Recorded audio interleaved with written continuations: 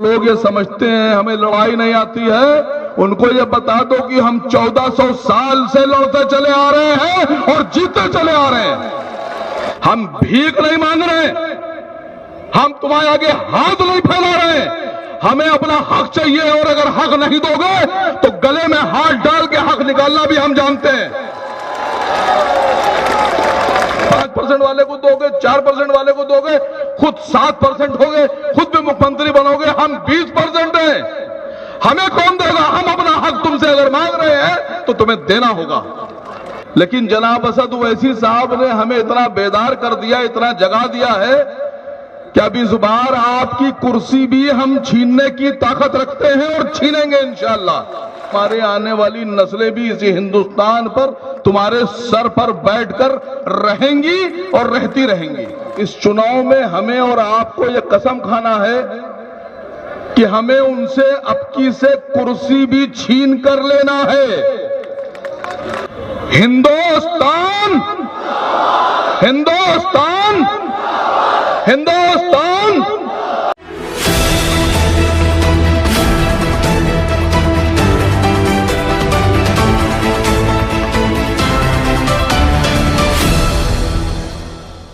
फरमा all India Majlis-e-Ittehadul मुस्लिमीन के कौमी सदर जनाब बैरिस्टर असदुद्दीन ओवैसी साहब महाराज से आपके बीच आए हमारे भाई पूर्व विधायक जनाब वारिस पठान साहब, हमारे तमाम भाई मजलिस-ए-इत्तेहादुल मुस्लिमीन के कैद, हमारे साथी, हमारी माएँ, हमारी बहनें और कानपुर के हमारे सब नौजवान साथी और हमारे बुजुर्ग, 1 महीने में उत्तर प्रदेश चुनाव में चला जाएगा। इस बार लड़ाई 2 मोर्चों पे लड़ी जा रही है। एक मोर्चा हम उनसे ले रहे हैं जो ये कहते हैं कि मुसलमानों के 2 स्थान, हिंदुस्तान को नहीं कहते, वो बांग्लादेश का भी नाम नहीं लेते, वो सऊदी अरब, थाईलैंड, अमेरिका का भी नाम ले लेते। वो हमको बताते हैं कि हमारा स्थान पाकिस्तान या कब्रिस्तान। तो आपके कानपुर में इस मंच से उनको ये कहना चाहता हूं कि सुन लो, हम भारत के रहने वाले हैं और पूरी दुनिया में हमारा सिर्फ एक स्थान है और वो है हिंदुस्तान। तुम कितनी ताकत लगा लो, कितने भाषण दे लो, कितने इल्जामात लगा लो, हमारे आबा अजदाद इसी जमीन पर पैदा होके यहीं दफन हुए हैं, हम भी इसी जमीन में दफन होंगे, हमारे आने वाली नस्लें भी इसी हिंदुस्तान पर तुम्हारे सर पर बैठकर रहेंगी और रहती रहेंगी। दूसरी लड़ाई हमारी किन लोगों से है? एक लड़ाई उन लोगों से है जो हमें हिंदुस्तान का, भारत का नागरिक भी नहीं मानते, और दूसरी लड़ाई उन लोगों से है जो ये कहते हैं कि हमें तुम्हारा वोट तो चाहिए, हमें तुम्हारा साथ इलेक्शन में भी चाहिए, हम तुमको उस वक्त भी चाहते हैं जब हमें दरी बिछवाना है, हम तुम्हारा साथ उस वक्त भी चाहते हैं जब हमें रैली निकालना है, लेकिन हम तुम्हें कुर्सी नहीं देंगे बैठने के लिए। तो इस बार इस चुनाव में हमें और आपको ये कसम खाना है कि हमें उनसे अबकी से कुर्सी भी छीन कर लेना है। मैंने उत्तर प्रदेश में ये सवाल खड़ा किया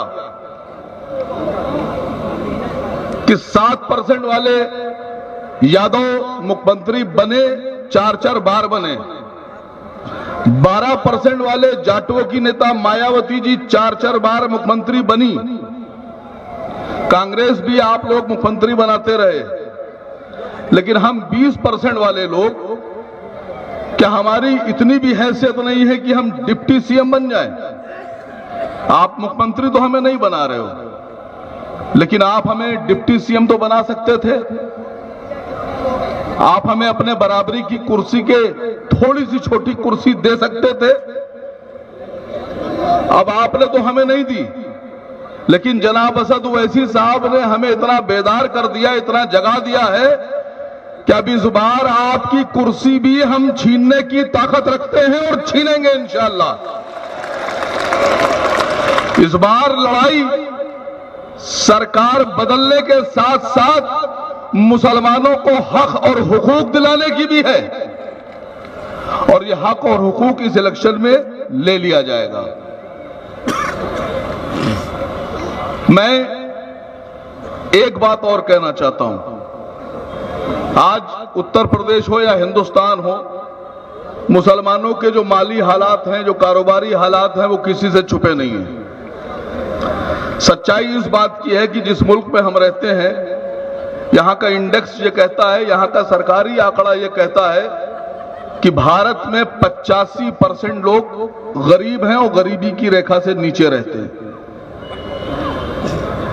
जिस हिंदुस्तान में 67.8% लोग रोज $2 की कमाई करते हैं, सिर्फ $2, 140 और 150 रुपए कमाते हैं।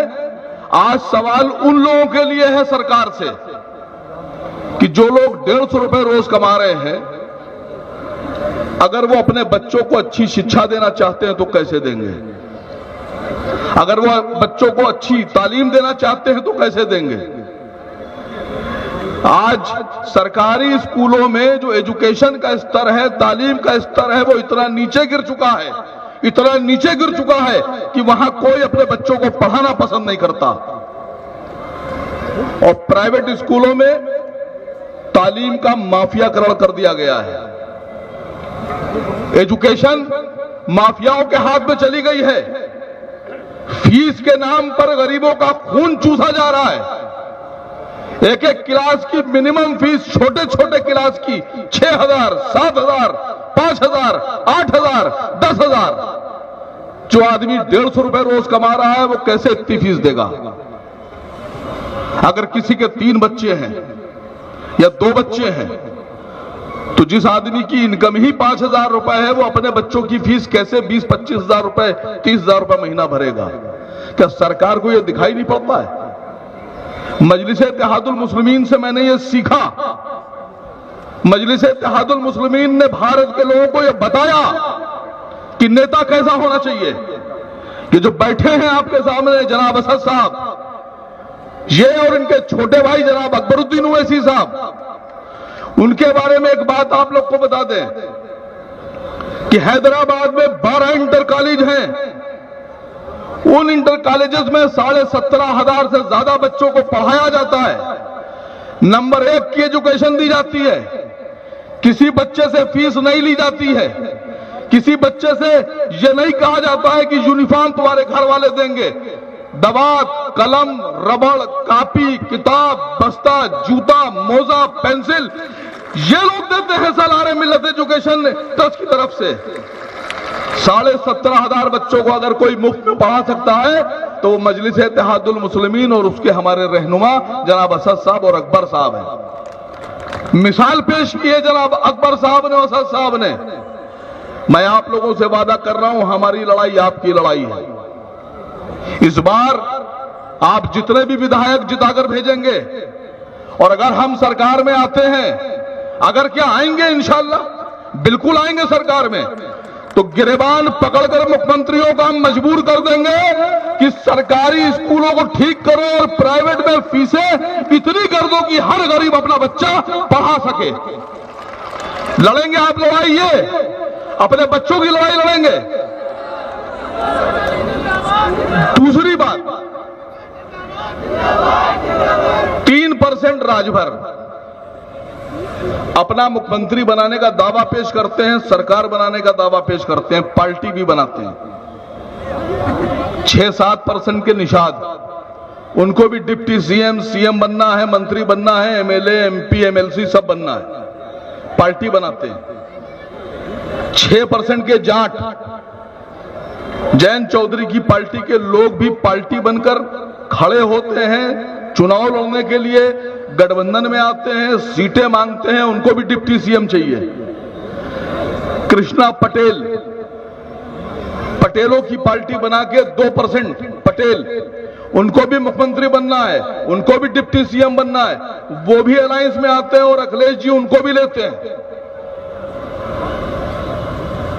केशव दत्त मौर्य महान दल के नाम से दल बनाते हैं, पश्चिमी उत्तर प्रदेश, इटावा, औरैया, आगरा, कानपुर, एटा, मैनपुरी, और उसके बाद में वो भी खड़े होते हैं, अपनी तंजीम बनाते हैं, उन्हें भी मंत्री बनना है, वो भी पार्टी बनाएंगे, उनको भी मुख्यमंत्री डिप्टी सीएम बनना है। अखिलेश जी उनको भी सीटें देते हैं, वो भी 4% के लोग हैं। 3% वाले को दोगे, 6% वाले को दोगे, 5% वाले को दोगे, 4% वाले को दोगे, खुद 7% होगे, खुद भी मुख्यमंत्री बनोगे। हम 20% हैं, हमें कौन देगा? हम अपना हक तुमसे अगर मांग रहे हैं तो तुम्हें देना होगा। हम 20% है। सबसे पहला हक अगर उत्तर प्रदेश में सबसे बड़ी कुर्सी पर बैठने का है तो वो हमारा और हमारे लोगों का है। हम अपराध नहीं कर रहे हैं, हम भीख नहीं मांग रहे हैं, हम तुम्हारे आगे हाथ नहीं फैला रहे हैं। हमें अपना हक चाहिए, और अगर हक नहीं दोगे तो गले में हाथ डाल के हक निकालना भी हम जानते हैं।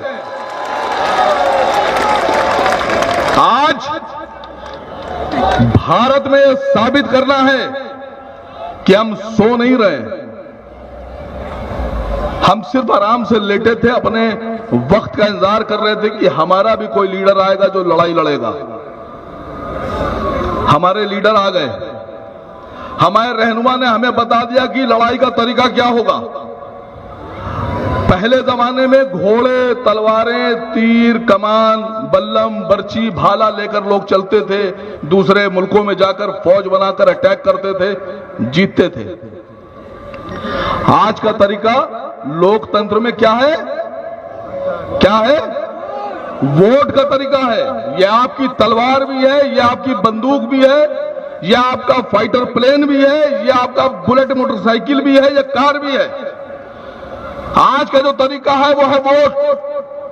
अगर आज आपको अपनी बराबरी के सीट पर बैठना है, अपने हक की बात करना है, अपने मंत्री बनाना है, अपने मुख्यमंत्री बनाना है, और इवन प्रधानमंत्री भी बना सकते हैं हम, और बनाना है तो हमारा तरीका, हमारी तलवार है वोट। इस वोट को उठाइए और लड़िए, और लड़ने के बाद इंशाल्लाह जीत उसकी होगी जिसके साथ अल्लाह है, और अल्लाह हमारे साथ है। हम बेईमान लोग नहीं हैं। एक साहब ने हमसे कहा राजभर चले गए, वो आपको धोखा दे गए। मैंने कहा धोखा उन्होंने नहीं दिया, असद साहब ईमानदार आदमी है। असद साहब के दिल में इतनी बेईमानी ही नहीं है कि वो किसी को बेईमानी की नजर से देखें। उनके साथ तो उनके सामने जो आता है वो सबको अपनी तरह देखते हैं कि मैं ईमानदार तो ये भी ईमानदार। वो तो बाद में मालूम पड़ता है कि खून कौन सा था, वो तो बाद में मालूम पड़ता है कि हड्डियों बोटी कौन सी थी।